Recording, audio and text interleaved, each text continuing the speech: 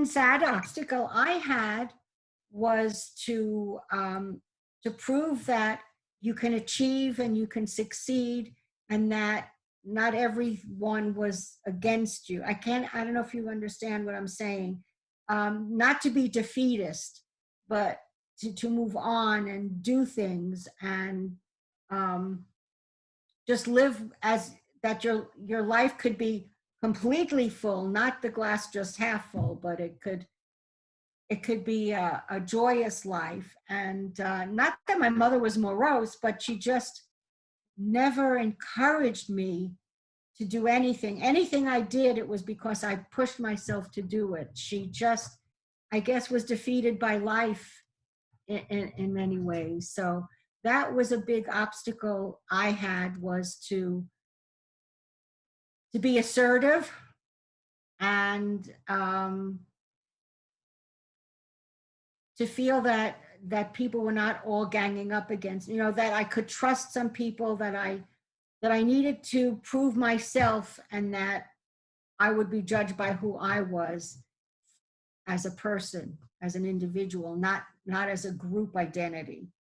How did you get encouraged though? Because if you're growing up in this environment, where did you get it from inside? How did you develop this different attitude? I mean, that's a major obstacle. I haven't a clue. I think that from what I gathered from my mom, her mother was a very strong person. She ran a business while my grandfather studied Torah. And my mom in many ways was assertive until when she was younger. I mean, it came from her and her mother, this push to do things. And I only know stories that my mother told me, because I never met them. They were murdered. So, and then my father's sister, who stayed in Poland, from what I heard, she was an amazing woman who was like a one-man philanthropy organization. And she did wonderful things in that town for the less fortunate. So maybe it came from the genes. Yeah, or, I'm thinking to myself, I wonder if you kind of innately picked it up, because you are surrounded by that. It's so interesting to me, because I deal with a lot of women that are stuck. And that's why I always ask, what was the motivation? It seems to you there was just some inner strength already there, is what I'm hearing. You just had it in you. I think so, because I graduated high school at 16. Oh my gosh, that's early. And so my parents wouldn't let me go away to school. So I went to a city school in New York, Hunter College uptown in the Bronx. And everything I did was, I hate to say it, without encouragement. I just did it. They told my brother if he didn't get into the city schools, which were free, that they would pay for him to go to NYU. But for me, I was a girl, and they said, well, if you don't get in to one of the free city universities, you'll go at night. Oh my gosh, what prejudice. I was the girl.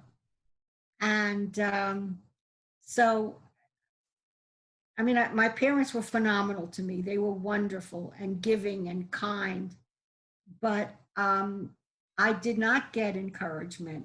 Everything I did, I pushed myself. And a summer semester at Harvard between my junior and senior year to study Middle Eastern government and politics, or becoming camp counselors, or traveling in Europe, all of that. My father said that he really deserved a PhD in packing and unpacking. So they when I said I was going to do something and they knew I were going to do it, they didn't stop me. They didn't say you cannot. They just had no one encouraging me. Do you know what I'm saying? Yeah, I do. And I can only imagine that this fortitude must have really helped you, because you started a business with your husband 40 years ago, and coming from Israel. You weren't his, you were in Almost 45 years. 5 years. And you came, Almost 45. did you find that you were treated differently because you were quote unquote the wife, although you were the co-founder? Yes. I just had to point out when a few things bothered me. If they were speaking to him, someone who didn't know us, they'd call him Mr. Zadok. And when they spoke to me, they called me Helene. God. And I said, do I know you? And he said, no. I said, well, I didn't give you permission to call me Helene. Wow. Because I saw they're calling him Mr. Zadok and me Helene. What's wrong with this picture? I love it. And then once in a while they call me, hi, little lady, how are you? Little Or, lady. little lady, that's very Southern, little lady. Or they would say, hi, young lady, which I found highly insulting when I'm a mature woman. And I guess I was very rude. And I'd say, hi, old man. I just won't take it. You know, I just wouldn't take it. And that's for good or for ill. Because especially then, women were not, I mean, you are really a trailblazer because 40 years ago, women didn't. Almost 45, almost 45. 45. I mean, that's a long time. And Yes. then women were in the home and, you know, this is subservient to the husband, and that was accepted. My husband, I must say, I give him a lot of credit. His mother ran a restaurant on her own, and he was one of 4 children, and many a night he would sit doing his homework in the restaurant while his mother, everyone had to learn how to iron because she was busy helping to make a living. So he encouraged me. He never felt that I was less than. So it was a full partnership as far as my husband was concerned. So that you know, worked well. As a matter of fact, he said, did you ever think maybe you could start a travel agency? And I go, enough. You know, I think I have enough on my plate. Oh my gosh, you do so much. This is so amazing. And it's like a breath of fresh air also hearing a woman that you started where women are today. I mean, you are really a trailblazer. You would put up with the stuff in a time where a lot of people did because that's what you did. But I did have things that I wasn't aware of, obstacles that I didn't fight, that looking back, I'm upset about. As I said, graduating from high school at 16, I graduated from college at 20. So, and then I took 2 years off and then went and got a master's degree.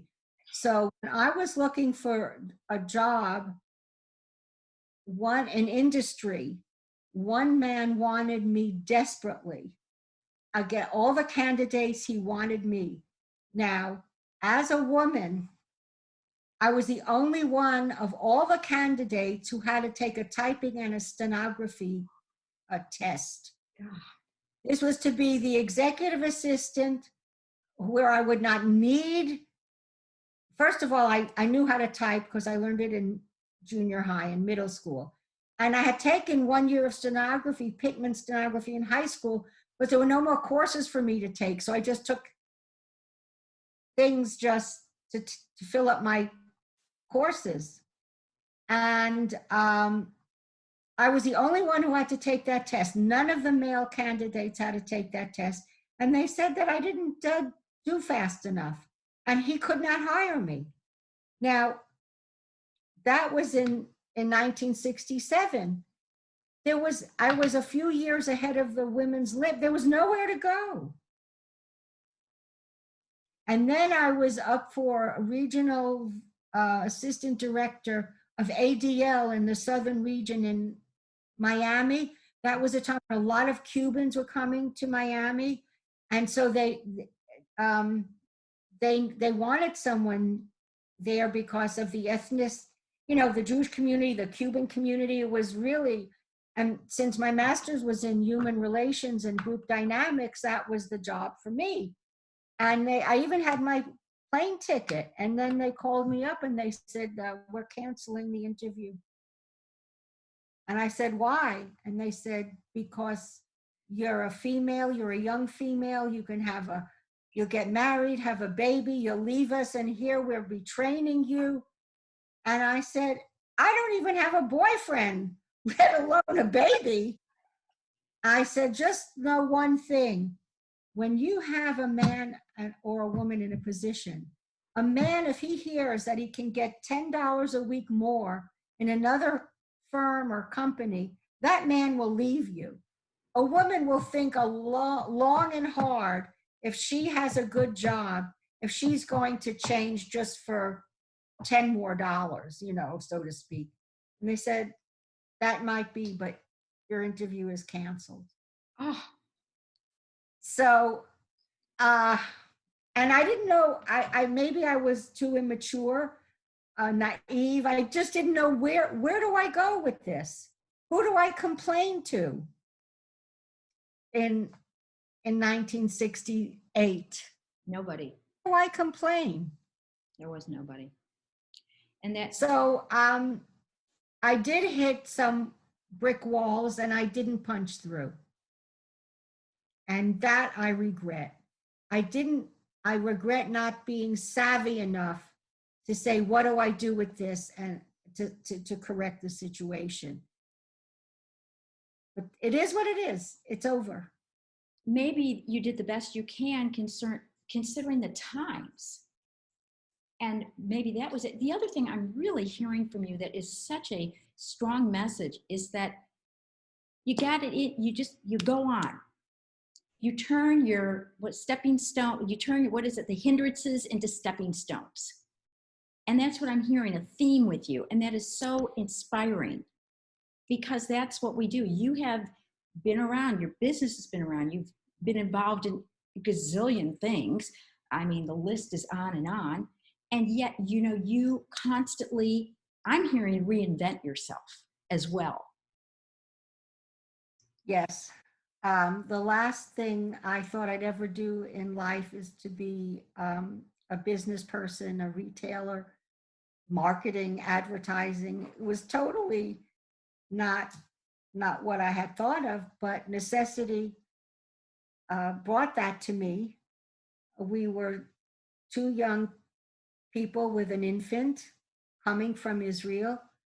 And as I say, we had more guts than brains.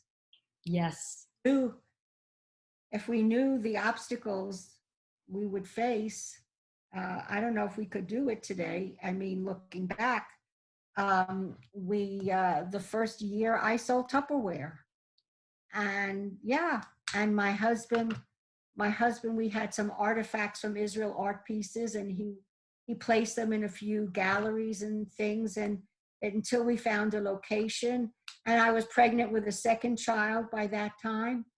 Yeah, and I would, with Tupperware parties, you get names from one to another, and somehow I ended up in Pasadena, Texas.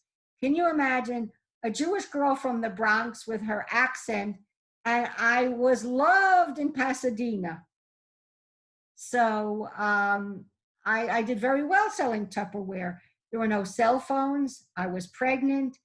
I had a whistle around my neck, and I would call my husband before I left the Tupperware party in Pasadena, and then he'd tie me, and then he'd start looking out the window of we lived in an apartment on Fondren, and when I got out of the car with my suitcases of Tupperware, I had the whistle in my mouth in case I was accosted.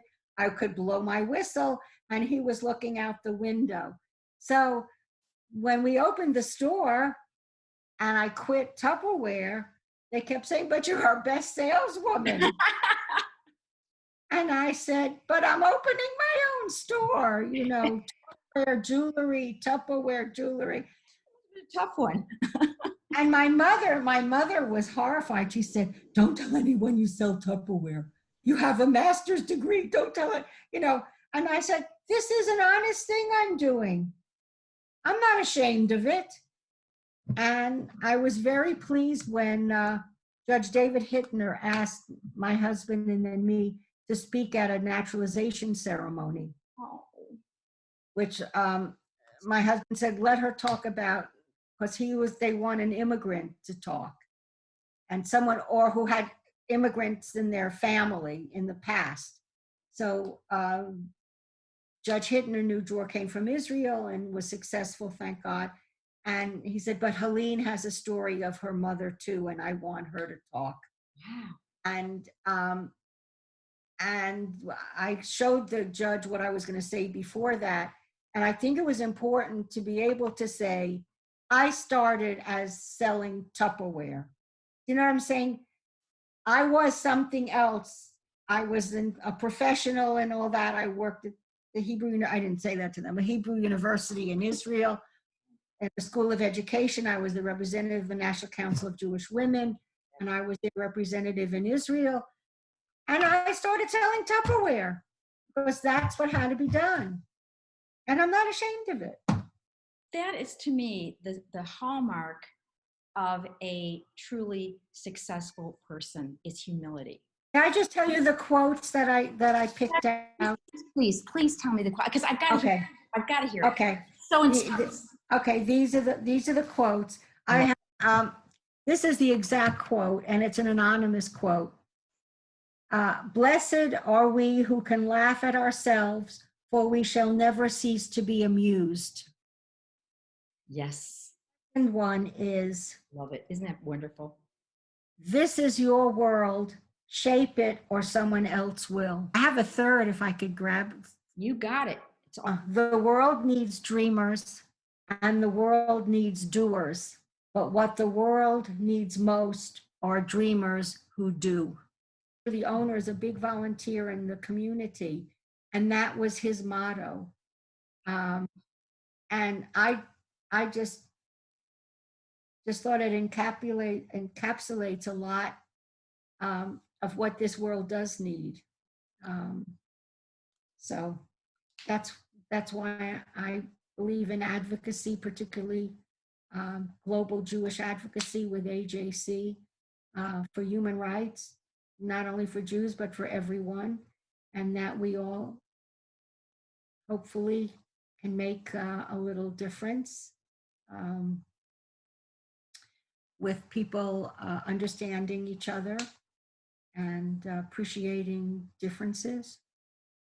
So that's why I think the quotes, you know, make an impression for your family and for yourself that you tried your best to improve the situation of